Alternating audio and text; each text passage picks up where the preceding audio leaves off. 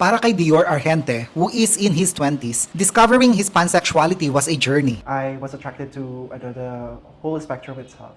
Actually, it was a journey. When I found out that I was a LGBT individual, I first identified myself as a bisexual individual. Then when I aged, I realized that, oh, I do like boys, I do like girls, and sometimes I do like lesbians. And so there, I found out that I am a pansexual individual.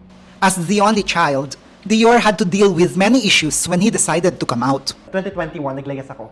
So, naglayas ako kasi hindi nila matanggap yung sexuality ko noon kasi bakit ko daw kailangan pang maging part ng LGBT kung ako lang naman daw yung nag-iisa nilang anak. Na-realize ko na also need ko pa rin ang kanilang kalinga as parents ko. So, yun, pagbalik ko ng year 2022, doon na nila ako natanggap. Dior said that self-love should be a priority over and above finding a relationship. Pinipili ko talaga kung sino yung i-deal ko. Kasi, syempre, priority ko yung mental health ko. As a LGBT individual, mahirap na crowded na ngayong utak mo, meron ka pang dinadamdam sa puso mo. Being pansexual is challenging, according to Dior. And this is mainly because it is still largely misunderstood. Lagi nila akong i-compare sa homosexuality kasi syempre, ay, ano naman siyang kumilos, parang ganito naman siyang kumilos. So, siguro homosexual yan, hindi naman minamas na lang yung sarili niya na siya ay pansexual.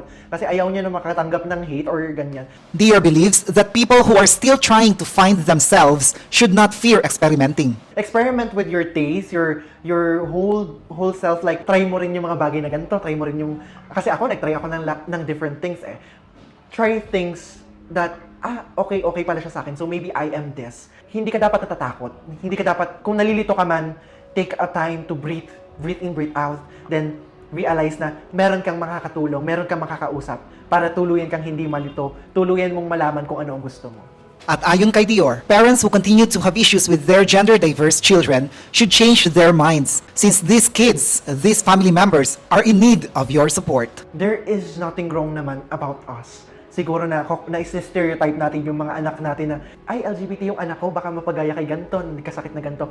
Not really. Mahirap maging LGBT individuals kung sa sarili mo parang tahanan, ikaw ay nakikage out na or nahihirapan kang mag-express ng sarili mo. Doon na papasok na magkaroon sila ng mental health problems at magkakaroon na sila ng anxiety kung they don't have proper care at home, lalo na kung ang sariling magulang. So we really need to support individuals na nasa spectrum.